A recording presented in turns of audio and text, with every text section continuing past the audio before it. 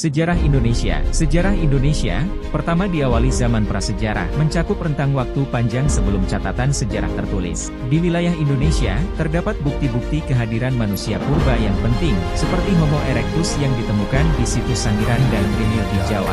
Beberapa penemuan arkeologi menunjukkan bahwa manusia sudah menetap dan berburu di wilayah Indonesia sejak lebih dari 1 juta tahun yang lalu. Selama zaman prasejarah, manusia purba Indonesia hidup sebagai pemburu pengumpul, menggunakan alat-alat batu sederhana untuk bertahan hidup.